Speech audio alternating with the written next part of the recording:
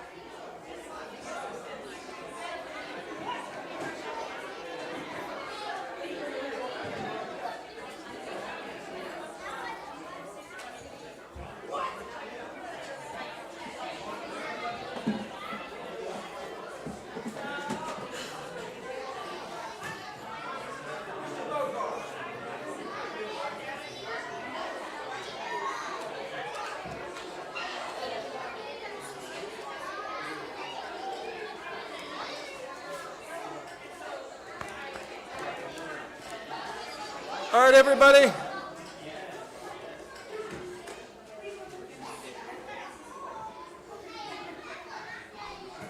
Let me give you a rundown of upcoming events. This Sunday, we have another baptism. Sam McCoy is getting baptized. Plan for that. We will also be having the table. It's at our house, Sunday at 4:30. Marilyn is leading, and it's a study on covering Psalm 23. So plan for that in the afternoon if you are able. The Sunday after that, next Sunday, the 20th, is Easter Sunday, so we're not going to have any potluck or anything like that. And then the 27th, Sunday the 27th, we should plan for 3rd Timothy here at the church. Looking at, later in April, the 26th, Saturday the 26th, is the Women's Conference here on a Saturday morning, starts at 8:30. Going into May, the 3rd, May 3rd, is our spring recital here at the church on a Saturday afternoon, evening. And then the next day, May the 4th, which is normally our potluck, that's going to be our Grace Chapel Day. So we've got some extra stuff going on. And just plan to stick around, bring a change of clothes. I think there's going to be some bounce houses for the kids and that sort of thing. And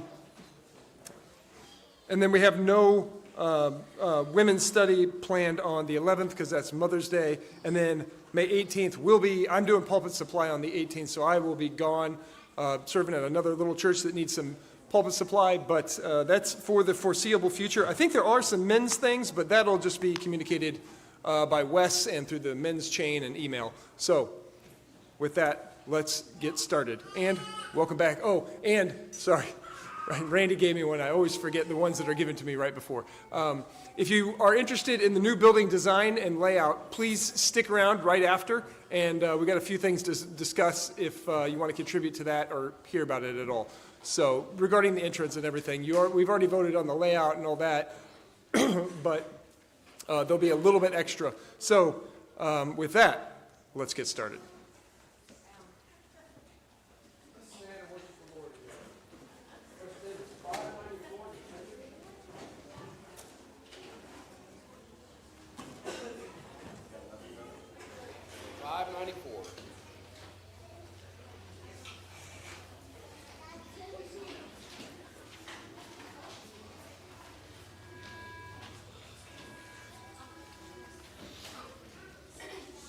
Oh, love that will not let me go, I rest my weary soul in thee. I give thee back the life I owe.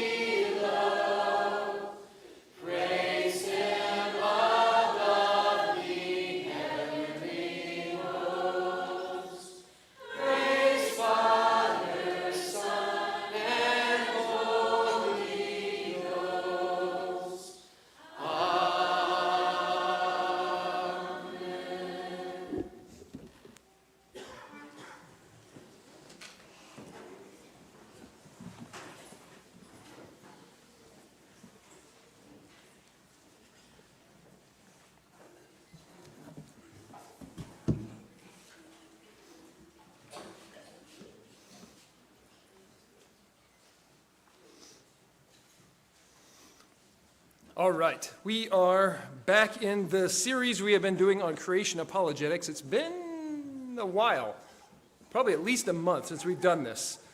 And there really is endless amounts of material that we could be covering on this, but we're getting close to a point where it would probably actually be better to cover some of this material from apologetic ministries that they're able to provide like visuals and more in-depth explanation of the science, and better than what could be adequately done by just a person standing at a pulpit speaking. So I probably won't go into the depth of everything that could be, but I do want to recommend things like Creation Apologetics, which has done a series of videos that are very impressive. ICR, which is the Institute of Creation Research, has a bunch of very good material. Discovery Science, Answers in Genesis, that series of work that they've produced. Is Genesis History? Answers in Genesis has tons of stuff, but it's probably more geared towards kids a little bit. Some of this other stuff is more for grown-ups, I guess.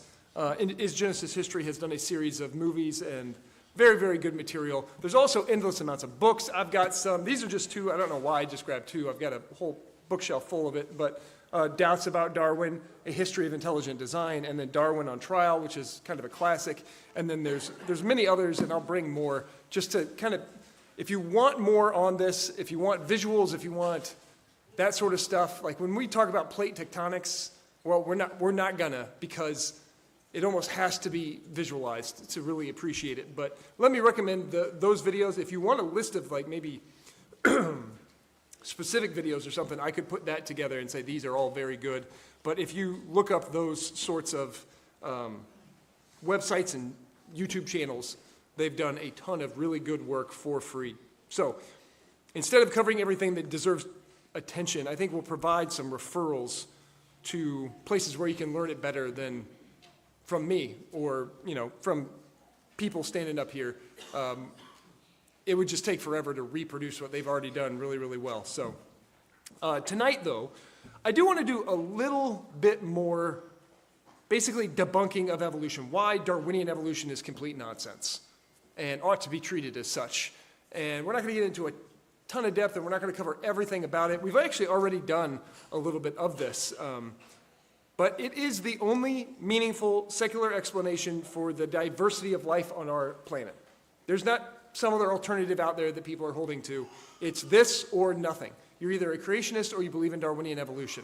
And there's people that claim, aliens planted life at the beginning, but they still stick to Darwinian evolution, springing up from that. And they're just trying to come up with origin for life itself.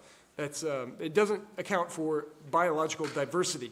And remember, evolution, Darwinian evolution, does not address the origin of life itself. It doesn't do that. It doesn't make an attempt to do that. It only addresses the origin of species, speciation within life, the diversity of biological life. That's what it's trying to explain. And remember, his theory is that all life descended from a single cell, a single-celled organism that morphed over time. And it diversified into a plethora of all the plant and animal and human life that we have now. And their mechanism for that is by means of mutations to the DNA, causing changes and dramatic improvements, more or less, in DNA. So they treat mutations as something that adds information to DNA and then expands basically what life can look like. That's not how it actually works, but that's what they say. And so that is how they think everything was created, multiplied the species. The species were created and then species diversified and multiplied and that sort of thing. And then natural selection caused the more beneficial mutations to be reproduced in greater numbers, thereby making that species reproduce more capable of survival. That's the survival of the fittest idea. Nature essentially kills off the life that is least adaptive to its environment. That's the whole theory. Also, beware of saying things like, we descended from apes or we descended from monkeys. When you say that, if you use that sort of language, we all know what you're getting at. But don't use that sort of language, because evolutionists and atheists will try to seize on that language and be like, oh, see, you don't really understand the theory. You think we came from apes or monkeys, and people will be like, well, why are there still apes and monkeys around if we descended from them? And they'll cling to that and claim that we don't understand the theory. So don't use that sort of language. The real idea is that humans and apes have a recent common ancestor from which they both evolved. That's the claim. So be careful with that language. It is a bit of a canard when, they come at us with that, because that's a distinction without much of a real difference. I mean, they still say we are descended from an ape-like creature. It's just technically not an ape, not technically a monkey, but be that as it may. Careful with that sort of language. Anyway, we have already covered some of the ways that we can see that Darwinian evolution is absolutely impossible from a couple aspects. And so I'll just remind you of what we did talk about. We looked at information theory, if you remember that, which is the recognizable and observable fact. Observable science tells us that all information comes from intelligibility. And DNA is incredibly complex and extremely comprehensive information. That's what DNA is. It's coding that controls biological life. It is information, but it's extremely complex information. Even far less complex, far less complicated, far less impressive information does not arise by chance. It only always comes from an intelligent source, and that is observable science right there. That is a fact. Also, mutation doesn't actually produce new information. It can't. It can only shuffle or duplicate or destroy existing genetic information. So that idea that a single-cell organism with that little bit of DNA expanded through mutation, it doesn't work like that. It doesn't actually do that, but that's the claim. So mutation is a failed mechanism for increasing complexity over time regarding information. It doesn't do that. That does not account for the information that we see. We also took a look at the mathematical impossibility of evolution. We looked at the numbers when it comes to the development of proteins and those sort of things just happening by chance. We saw that it is impossible to happen on its own, even under the most favorable of circumstances or conditions. It still is impossible. And then that same mathematical impossibility applies to mutations as well. And that is a huge deal for evolution, because that is a fundamental, necessary component to Darwinism. It is the mechanism by which changes can arise. So they need a ton of mutations, constantly. They need tons of them. But we know the rate of mutations. We know how often this happens. We know the amount of beneficial mutations amongst the mutations, as rare as they are, how many are actually beneficial. So even given the rate of the rate of mutation that we know of, how often it happens, it is incredibly rare for them to do anything good. So it's overwhelmingly impossible for the life that we have to come from repeated beneficial mutations.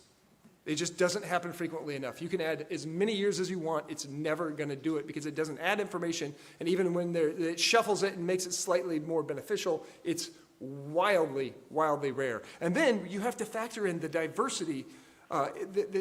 These things, to get the diversity that we have, to get these complex changes that we see in the biological life, these mutations, the beneficial ones, which are very, very rare even amongst the rare mutations, the beneficial ones have to arise together, to work together. They have to arise simultaneously and then just so happen to work perfectly in conjunction like they were designed to work together. And it has to all happen just by chance. So think of things like a giraffe's neck, right? The claim from evolution is, oh, this benefited them to have a longer neck to reach plants at taller heights, and then they could feed more.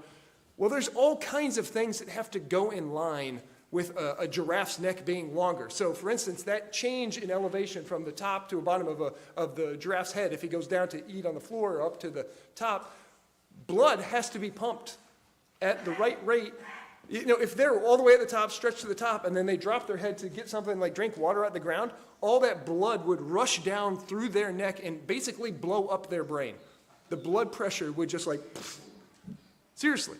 And you have to have the right amount of blood pumped up. I mean, that takes energy to pump blood up that high. You're pumping it up like a long neck. So giraffes have all these valves in their necks that prevent the blood from coming in and impacting and essentially blowing up their brains. And there's that kind of mutation for, it wouldn't just be like, well, a neck has to grow a little bit longer and longer and longer gradually. Like, no, there's all kinds of stuff that has to happen to make that long neck not kill the animal. So all those have to arise simultaneously and then just so happen to work together. It's impossible. It cannot happen. And, you know, these systems are far more complex than they're made out to be. Like the eye, if you talk about irreducible complexity, all the stuff in the eye has to arise simultaneously for it to have any purpose or any benefit. It has to all work together in conjunction, and they have to be there at the same time, and it's just absurd. It's an absurd idea. Let me recommend, there's a series of videos called Incredible Creatures That Defy Evolution. I watched them in my 20s, I want to say, and it blew my mind.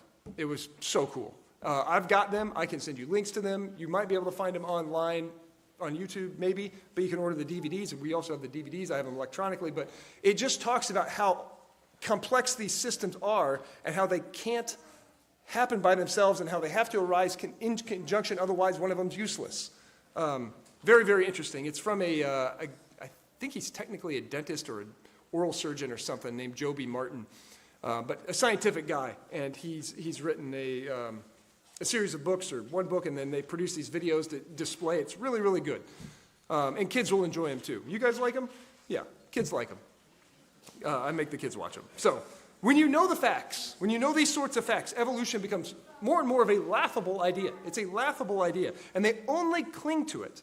Smart people only cling to it because it is the only alternative to biblical creation. And they just don't want biblical creation to be true. But now we want to make mention of a few more things that likewise add to the argument of the impossibility of evolution. And they do so conclusively. Now remember what I said a few weeks ago regarding why we do this. Scientific claims such as evolution, the reason we do creation apologetics and this sort of thing, scientific claims like evolution are the number one cited reason by like college-age students that grow up in the church and then abandon the faith. This is the number one reason that they cite. Stuff like this. And this is why we cover it, so that people don't hear it for the first time when it's too late. We want people to be aware of these sort of facts. And, as you would expect, Darwin himself, after he came up with this in 1850s-ish, we just covered Darwin in homeschooling. We're doing more this week, just by chance. He himself slipped into gradual unbelief. His family kept going to church, but he just slipped into unbelief, as you would expect. Darwinism is the origin myth that grounds the faith of all atheists, because they have a ton of faith. And this is a religious system, and it is their origin myth.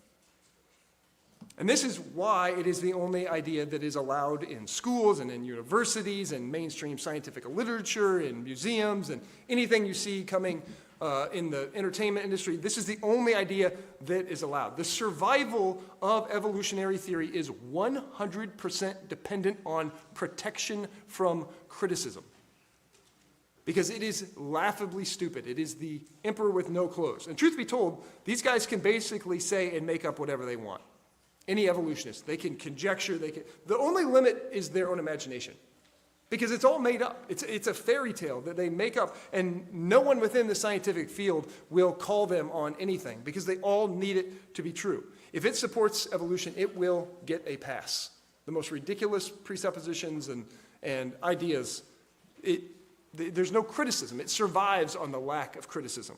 That is slightly changing just a little bit, but they're trying to figure out how to do it without affirming creation.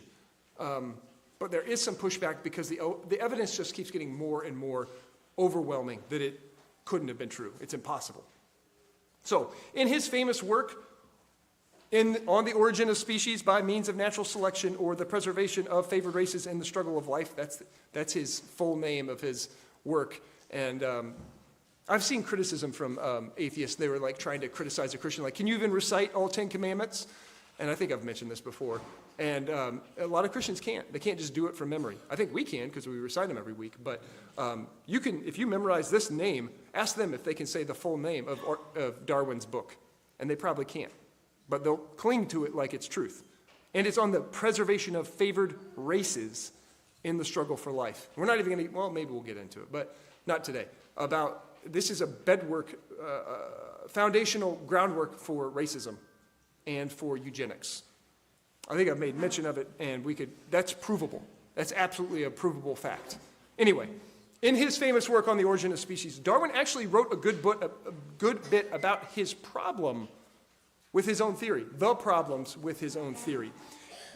One big one was the fossil record. He knew that the fossil record did not provide evidence for his claims. And when we say fossil record, we mean literally the fossils that we have dug up. He knew the fossil record did not provide evidence for his claims. He himself confessed that the absence of transitional fossils is the most obvious and gravest objection which can be urged against his theory. And when we're talking transitional fossils, it means the ones that are in between the types. Like they say humans came from this ancestor behind, this ape-like ancestor. Well, there's no fossils that show any of these transitions, how it gradually became human. Those are transitional fossils. The change from what they say we came from, our DNA ancestors, into what we are now. Those are transitional fossils. There is no record of them. They do not exist. And even in his own day, his most formidable opponents were not like the clergymen from the Church of England. It was fossil experts, even of his own day. And they rightly pointed out the fossils, the actual in-hand hard evidence, does not agree with his theory. It's not there. But Darwin predicted, he said that in the future, the fossil record will eventually confirm his idea that all plants and animals descended from a common ancestor. So they'll find them, they just haven't found them yet, was the idea. It's like, okay, well, paleontology is just getting started. We've got a good bit, but we'll find more eventually. Just, it's there. We just haven't found them yet. That was his idea. He predicted it. Since there's millions of years between these forms that we have, he assumed there would be all kinds of transitionary fossils showing the in-between forms. And remember, that process of natural selection means killing off all the kinds of transitional forms to advance the most fit. So death is literally their mechanism. Death is the thing that drives it towards the ends of more evolution, right? So it's got to be there because it needs death to do it. So there should be an abundance of this kind of evidence. And in the last 150 years, the fossil record has been greatly expanded. But not only are the transitional forms still completely absent, they're still not there, even the ones that have been pointed to as possible transitional forms have been shown to be mistakes or outright frauds. If you've ever seen some of how they come up with these things, like these drawings of hairy people walking around like, oh, these are human ancestors. If you've seen how they come up with these claims, they will construct or reconstruct and imagine what they're not looking at evidence for it. They're making it up. Like, oh, we found a tooth. We found a fragment of a skull. And they reconstruct the whole figure from this kind of thing. Or they'll collect bones from all over, and then they'll just compile them together into one. They can be like miles apart at times, or there can be like almost graveyards of beds of bones of all kinds of different animals, and they'll just assume the ones that they want to be together and like, oh, this is one creature, and there was a bunch of them that died at once. It's not true. It's been proven false that they do not belong to the same species.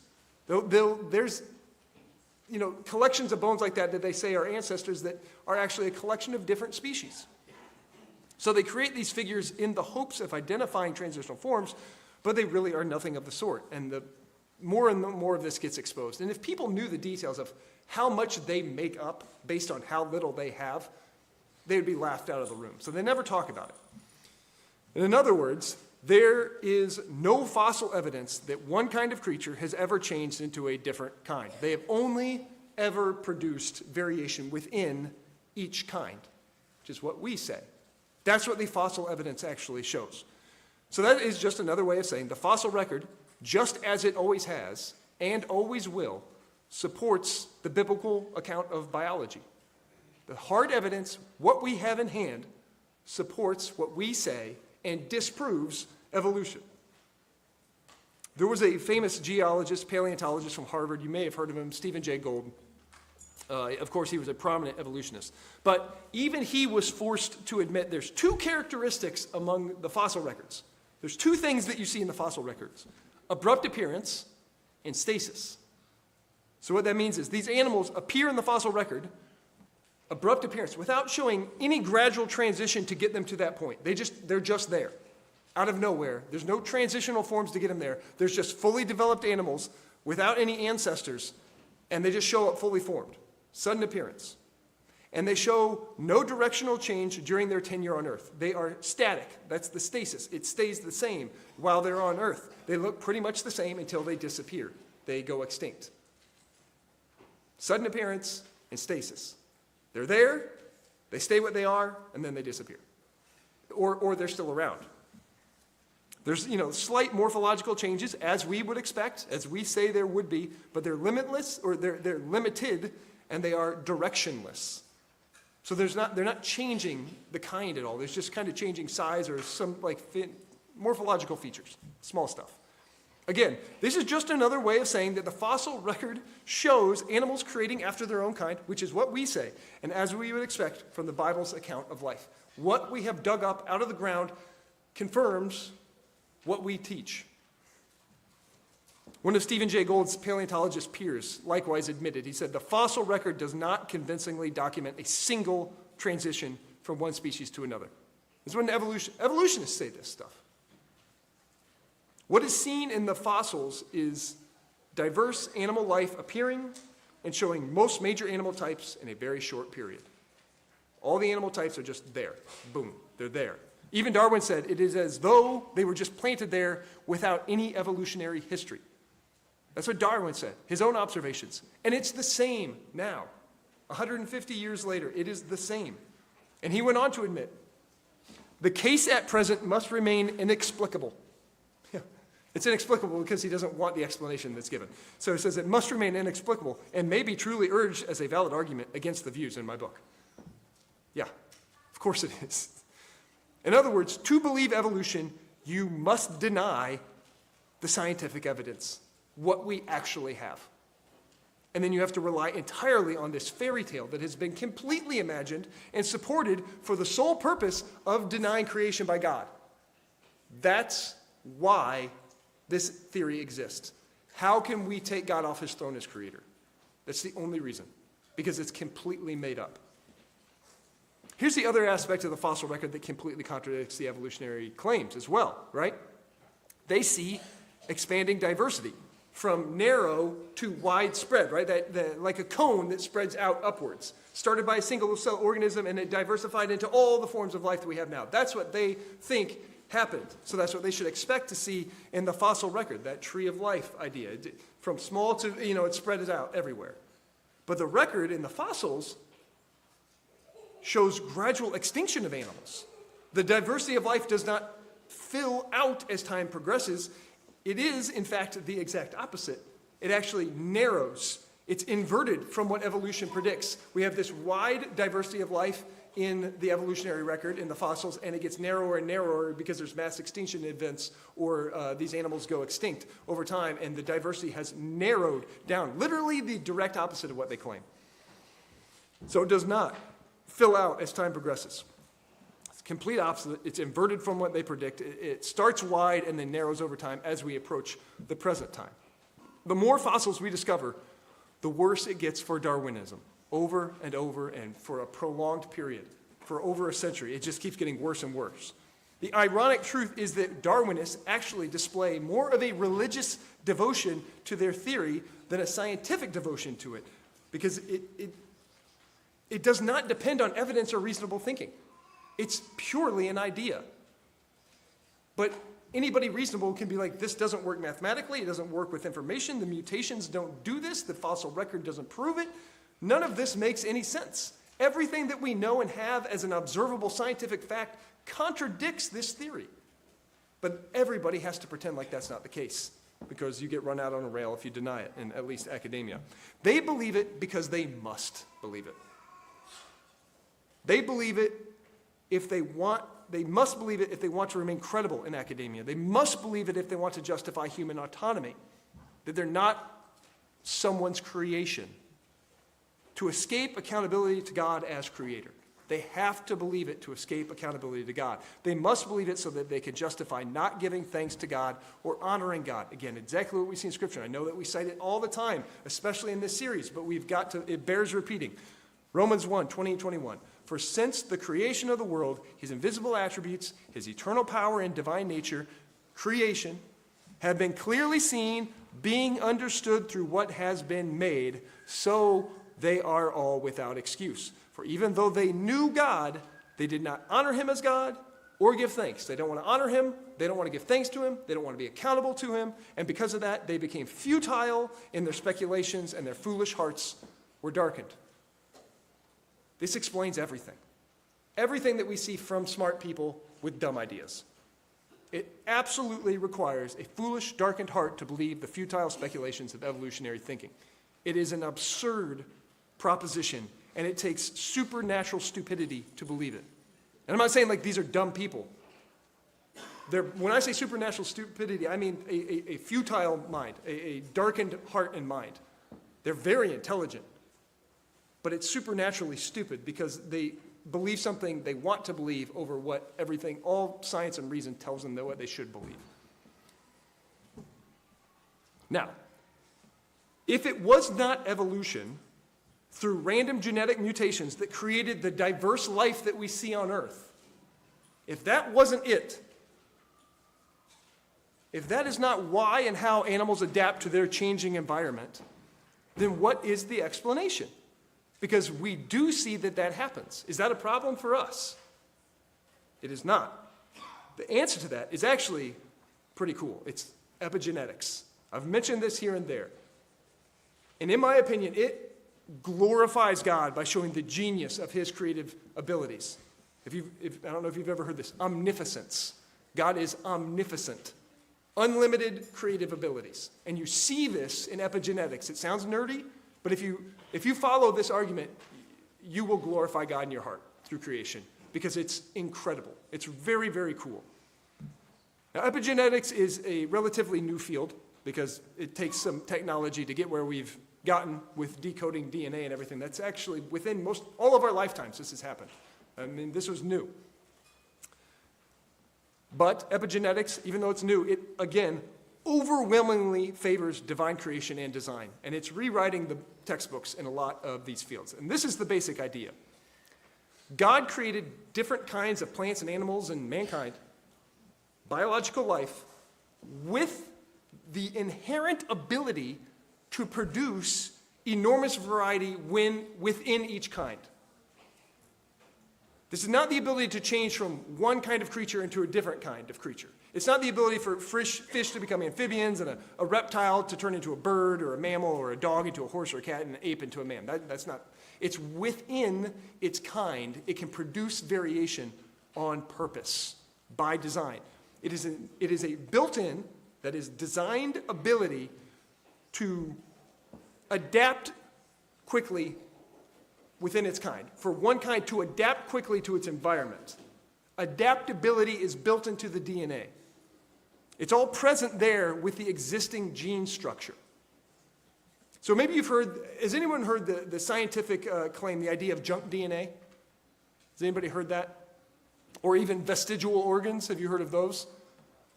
So vestigial organs is this evolutionary idea that, we have organs within ourselves or structures that remain there that were once functional to our DNA ancestors, our evolutionary ancestors, but now, they've lost their primitive function and their primary function, and now they're just sitting there hanging out, but we don't need them and they don't do anything.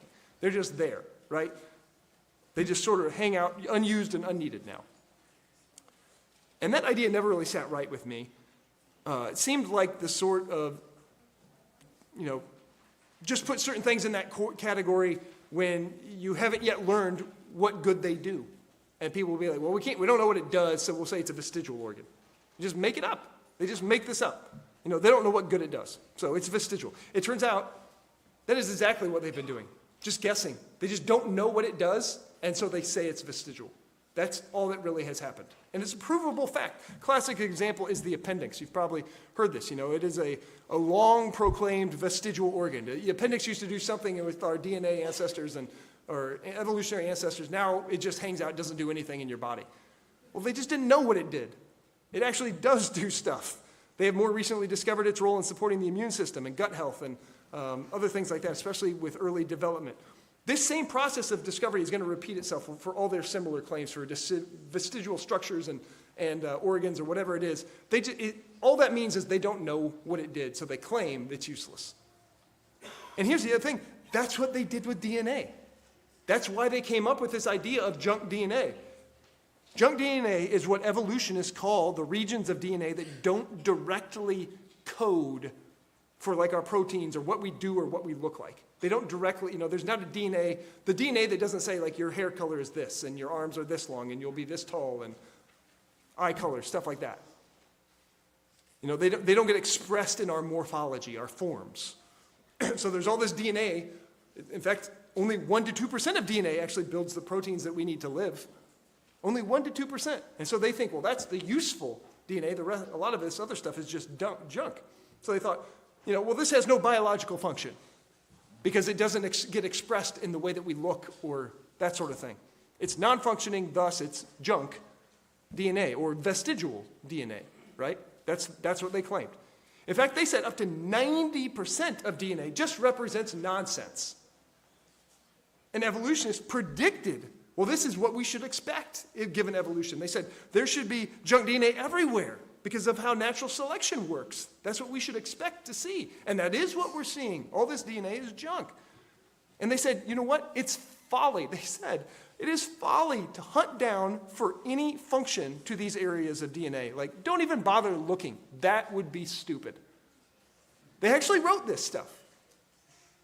So they thought it was left over from eons of random trial and error mutations. In fact, neo-Darwinist evolution demands this because the vast majority of mutations are thought to confer no selection advantage or disadvantage, so they just kind of sit there in the DNA. A mutation happened, but it doesn't provide advantage or disadvantage. It just sits there, unnoticed, unneeded. It's just there. And now we can look at it and see it, and it's like, oh, this does nothing. It's junk.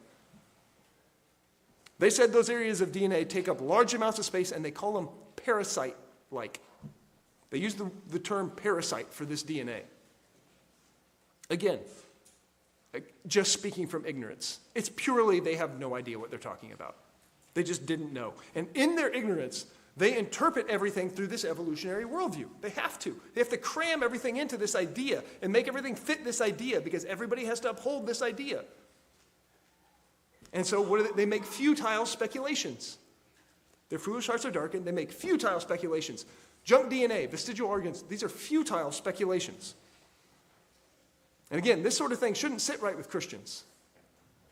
It never sat right with me. God doesn't design us and then just like throw in a bunch of useless, meaningless information. It'd be like if we built this building and then like all the scrap wood and nails were just like, all right, and just threw them in the churchyard and be like, well, it's just there. We used it. We used parts of it. And now we have piles of junk laying around here. That's sort of the idea.